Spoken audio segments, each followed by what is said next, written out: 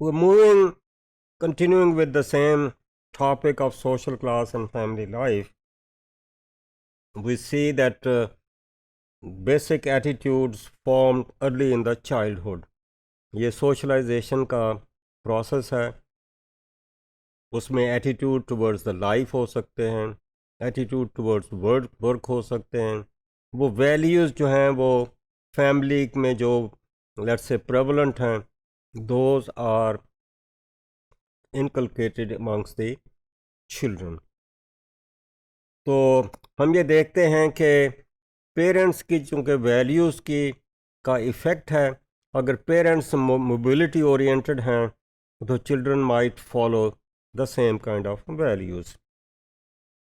और same kind of thing with respect to the childrens attitude towards the work, वो भी parents से influence होंगे.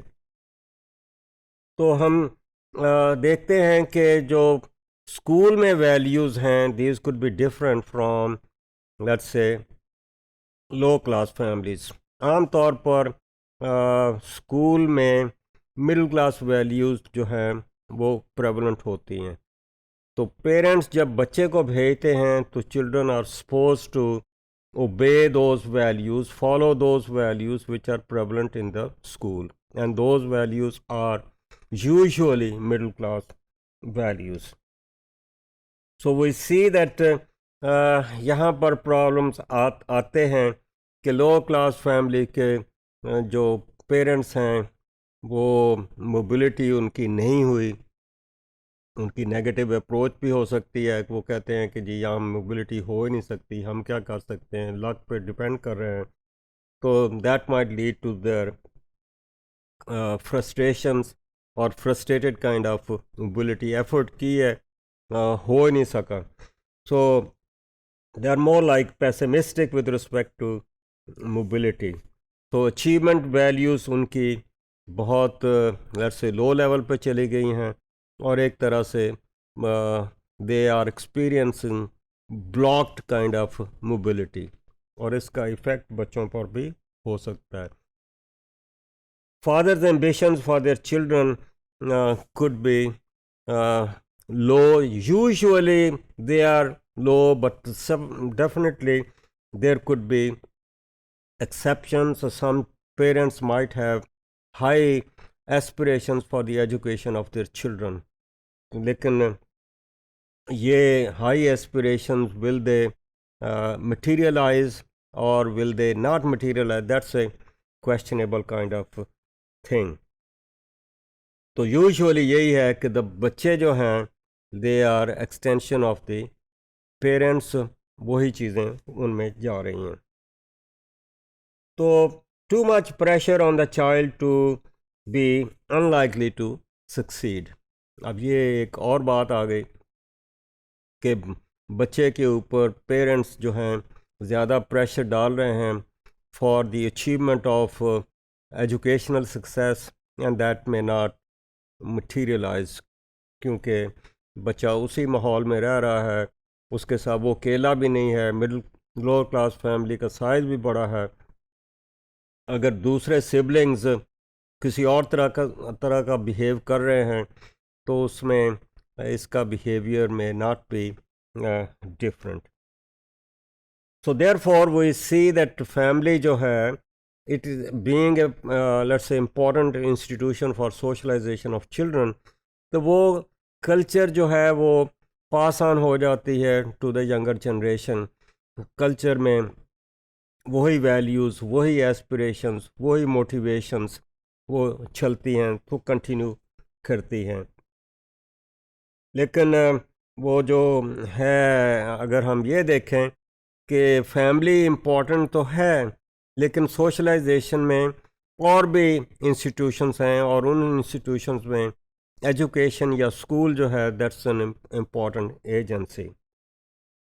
इस एजेंसी में कौन है, पीयर ग्रुप आ रहा है, इसमें टीचर्स आ रहे हैं, और टीचर्स डेफिनेटली आते हैं रिलेटिवली मिडिल क्लास फैमिली से, not from the poor class families.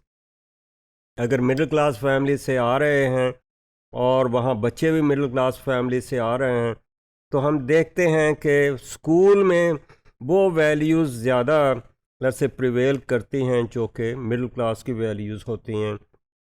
That's with respect to work, that's with respect to hard work, that's with respect to achievement, that's with respect to motivation. यहाँ पर आकर एक conflict हो सकती है कि school environment में रीइंफोर्स और may conflict with the influence of the family. अगर मिडिल क्लास से आ रहे हैं तो वो स्कूल का एनवायरनमेंट रीइंफोर्स करेगा. अगर लो क्लास से बच्चे आ रहे हैं तो यहाँ लेट्स से कॉन्फ्लिक्ट भी हो सकती है, डिफरेंसेस भी हो सकते हैं, and because of this differences it might lead to some kind of maladjustment. So therefore हम ये समझते हैं कि इस लेट्स से इस टॉपिक के ऊपर काफ़ी स्टडीज़ होनी चाहिए, इसके ऊपर ज़्यादा अटेंशन देनी चाहिए. और हम ये भी देखते हैं कि जो लेट्स से प्रोफेशनल्स हैं with respect to sociology of education, they do give lot of attention and may be further attention is needed. So home and school in interaction to determine the educability of the children. सिर्फ family नहीं है जो because इसमें social class का बहुत influence है family की values का ऑन द चिल्ड्रन. तो सिर्फ फैमिली नहीं है बल्कि जो है स्कूल है उसकी भी बहुत ज़्यादा रोल है, and how do they interact and how do they move forward. So school is equally important with respect to educational achievement and ultimately leading to social mobility. हमारे पाकिस्तान में जैसे कि मैंने पहले भी कहा, क्योंकि एजुकेशन कंपलसरी और फ्री नहीं है, इसलिए यहाँ थोड़ा सा फ़र्क हो सकता है.